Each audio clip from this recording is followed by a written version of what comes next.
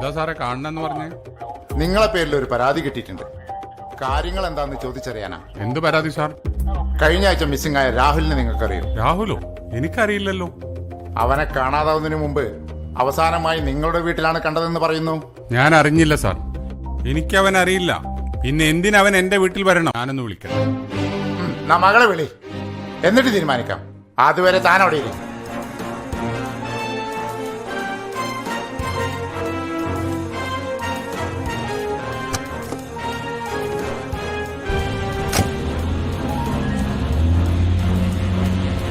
Hello മോളെ, നീ പെട്ടെന്ന് സ്റ്റേഷൻ വരെ ഒന്ന് വാ.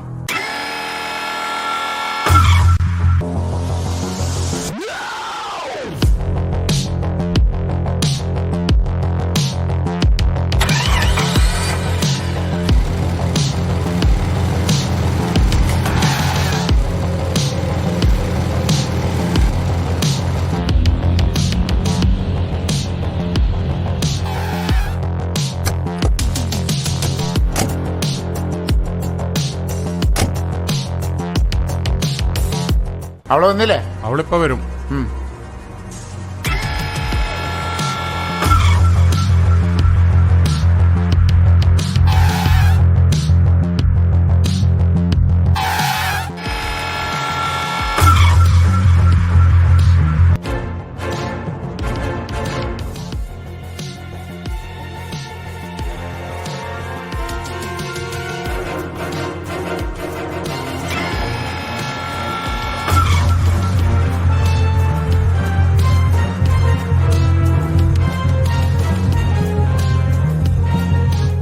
ആ, അവരെത്തിയല്ലോ. എന്തിനാ സാറേ ഇദ്ദേഹത്തെ ചോദ്യം ചെയ്യുന്നത്?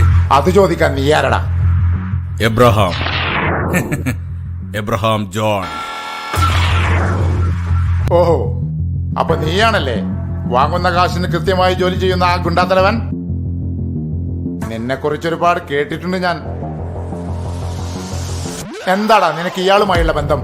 ഇദ്ദേഹവുമായി ചെറിയൊരു ബന്ധമുണ്ട്. Is my boss. കൊള്ളാം. കള്ളന് കഞ്ഞി വെച്ചവനുമായിട്ടാണല്ലോ ഡേവിഡ് നിങ്ങളുടെ കൂട്ട്. കൃഷ്ണൻ, ഷൈ,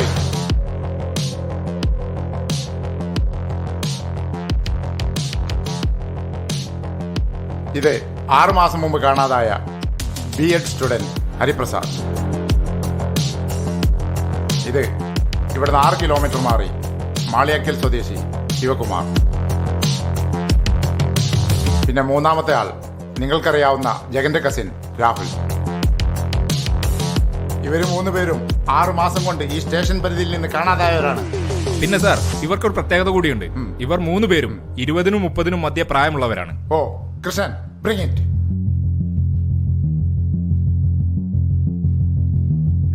ഇത് ആരുടേതാണെന്ന് നിങ്ങൾക്കറിയാമോ? അറിയില്ല സർ. ഇത് മിസ്സിംഗ് ആയ രാഹുലിന്റെ കിച്ചൻ. ഇതെങ്ങനെ നിങ്ങളുടെ വീട്ടിലെത്തി? ഞങ്ങൾക്ക് അറിയില്ല സർ. അച്ഛനും മകളും കൂടി നിന്ന് കഥമനയല്ലേ? മുട്ടുകാൽ മടക്കൊന്ന് തരും ഞാൻ. ജഗനെല്ലാം എന്നോട് പറഞ്ഞു.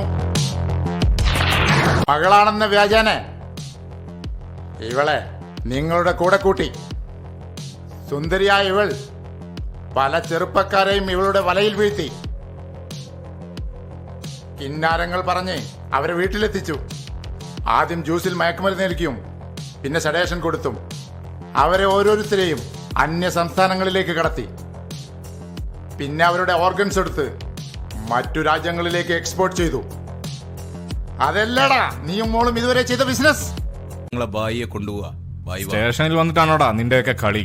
വേണ്ട സാറേ, വെറുതെ ഒരു സീൻ ഉണ്ടാക്കണ്ട. ആവശ്യമുള്ളപ്പോ സാറ് വിളിച്ചാ മതി. ഞാൻ സാറിന്റെ അടുത്ത് വരാം. ഇപ്പൊ ഞാൻ പോവാ. എന്നെ തടയരുത്. ചെന്നിട്ട് ഒരുപാട് ജോലിയുണ്ട്.